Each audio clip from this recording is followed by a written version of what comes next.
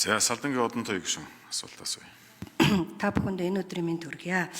За тэгэхээр нэлээд бас нарийн уншиж танилцлаа.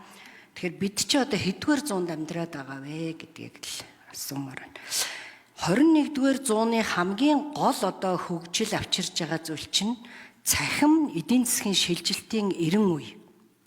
Тэгэхээр өнөөдөр Монгол улс бол ингээд хөгжихгүй байна, хоцрогдож байна, хэтэрхий одоо нэг хуучин сэтгэлгээгээр байна гэдэг чинь энэ цахим эдийн засаг руу зөрөгтэй орж чадахгүй байгаа шүү дээ. Би тэгээ энэ дээр цахим эдийн засаг гэдэг үг зүгээр хайгаад олдсонгүй уучлаарай байна уугүй юу. За бид нар өчигдөр төсөө батсан тэр төсвөөр бид энэ хуучин ядуу сэтгэлгээгээр явах юм бол дахиад хөгжихгүй. Харин өчигдрийн батлсан төсвөөр шин сэтгэлгээгээр энэ цахим эдийн засагт яаралтай шилжих юм бол бид бол амжилтанд хүрэх боломжтой. За энэ 35 дугаар хуудсан дээр байна л да цахим Монгол гэд. Тэгэхээр энэ цахим Монгол дээр бол амжилтууд гарч байгааг бол би бол дэмжиж जैन жишээлгээд Монголиа за тэгэл цахим индексжүүлэлт энэ төргээд энэ бол цахим эдийн засаг биш цахим үйлчилгээ багхгүй юу? Цахим үйлчилгээ буюу цахимжуулалт. Энэ бол юугаараа ялгаатай юм бэ гэхээр өмнө хийжсэн ажлыг арай хурдан хийж байгаа л хэлбэр штэ. Хүмүүст арай хурдан хүргэж байгаа хэлбэр. Цахим эдийн засаг гэдэг нь бол өөрөө энэ уламжилт аргаасаа татгалзаад цоо шин өндөр түвшний үр өгөөчтэй эдийн засгийн энэ аргуудыг хэрэглэхийг л бид нар хэлээд байгаа. Тэгэхээр мэдээж яг хуу тодорхой энэ уламжилт аргуудаа бол бид нар хэрэглэн л дээ. Гэхдээ би зүгээр хэдэн жишээ хэлээ. Alibaba байна. Нэгч одоо жижиглэн худалдааны дэлгүүргүй хэрнээ өнөөдөр дэлхийн хамгийн том сүлжээ болсон. Netflix байна. Нэгч кинотеатргүй хэрнээ өнөөдөр дэлхийн хамгийн том кинотеатр. За Uber байна. Манад бол яг байна UBCab бол бас үнэхээр том одоо цахим эдийн засгийн том одоо хэлбэр бол мөн маш том зүйлүүд эргэлдэж байна. Тэнд өөрийн гэсэн уламжил такси байхгүй хэрнээ эдийн засгийн том эргэлтүүд хийж байгаа. Тэгэхээр би бол энэ цахим эдийн засаг гэдгээр чиглэлээр би өмнөх засгийн газрын гишүүдэд бас засгийн хурал дээр их олон удаа л бас хэлж ирсэн. Энэ цахим эдийн засаг руугаа бид нар шилжихгүй мө зөрөгтэй гэдэг. Тэгэхээр би зүгээр 1-2 тоо хэлээ л да.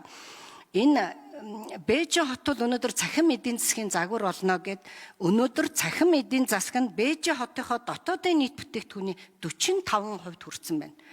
За нийт хятад улсын эдийн засгийн цахим эдийн засгийн эзлэх хувь нь дотоодын нийт бүтээгдэхүүнийхаа 44.5% хүрчихсэн байгаа байхгүй юу. Тэгээ эн чинь өөрөө авилгалыг бууруулдаг. Тэгээ 10 хүн тутамд одоо 5G станцуудыг ингээд олноор нь барьж байна.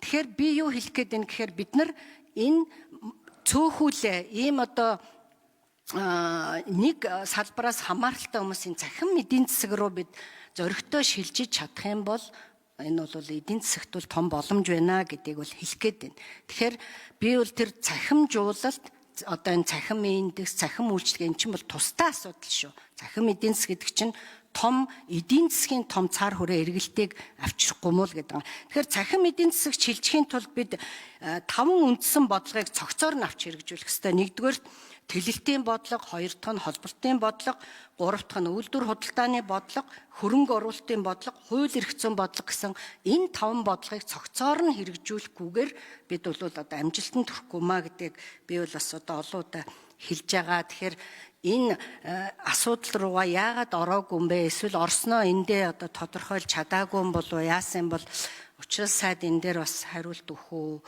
гэж л хүсэж байна. За бас чухал сайд хариулъя. За одонтой гишүүний асуултанд хариулъя. Тандаа санал нэг байна. Цахим 90 үе ирсэн байна. Тэгээд одоо дэлхийн хамгийн том компаниуд бол үнэхээр одоо өмнө бол уулуурхай нефт, газ одборлог компаниуд байсан. Одоо бол яг цахим компаниуд болцсон байгаа.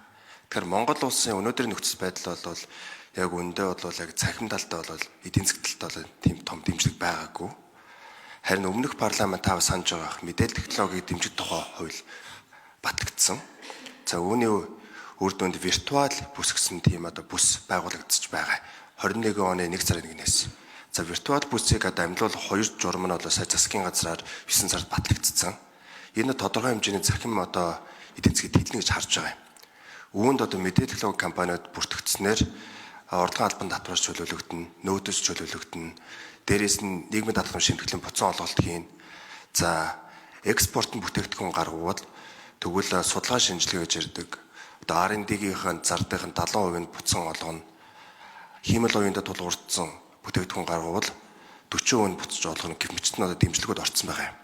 За олон улсын жишгийг харахад бол виртуал зон бий болсноор цахим эдийн засгийн нэлээд томоор дэлдэх юм байлаа. Жишээлбэл Молдав улс бол 2017 онд яг энэ виртуал зонтой адилхан тийм зон хууль батагдсан. Тухайн үед бол цахим эдийн засаг нь бол 212 сая доллар байсан. 22 он 5 жилийн дараа гэхэд 677 сая доллар болсон. Гүрж улс мөн адилхан. 2011 онд цахим одоо эдийн засгээ дэмжих тийм хууль батагдсан. Яг манай Монголын одоо виртуал зонтой адилхан. Үүнд тухайн үед бол цахим эдийн засаг нь бол 32 сая доллар байсан. 5 жилийн дараа гэхэд бол 240 сая доллар болсон. Тэгэхээр одоо Монгол улс бол яг өнөөгийн байдлаар бол нийт одоо дотоодны бүтээгдэхүүн болон GDP-ийн цахим эдийн засаг бол 2% эзэлж байгаа. Үүн дээр л дийлэнх нь оператор компаниуд байгаа. Одоо Mobicom, Unitel, Sky гэх мэтлэн эднэрийгээ цэвэрлээд хасвал 0.12% нь эзэлж байгаа. Энэ 30 он гэхэд энэ виртуал зон одоо бүрэн хэрэгжихлээд тэгэхэд бол ямар ч байдлаар 4 дахин одоо үснэ гэж тийм тооцоол гарсан. Гэхдээ энэс илүү өсөх бололцоотой. Яг гэвэл хиймэл оюуныг ч гэсэн одоо засгийн газар нэлээд дэмжиж тэгээд эрхчлэлд бол GPU-гийн кластер байгуулагдана. Энэ кластерда бид нар дан төрийн хэрэглэхгүй харин эсрэгээр одоо эрдэмтдийн судалгааны байгууллагууд болон одоо манай стартап гарааны бизнес үуч гэсэн одоо GPU-га Монголдо ашиглах болцоог нээн. Одоогийн байдлаар бол одоо гадны серверүүд үнэтэйгээр түрээсэлдэг. Харин эсрэгээрээ манай дата центрт үүнийг бүрэн ашиглуулад хиймэл оюун тулгуурсан бүтээгдэхүүн үйлдвэрлэх мөн бусад цахим одоо эдийн засгийн дэлгэх шинэ бүтээгдэхүүн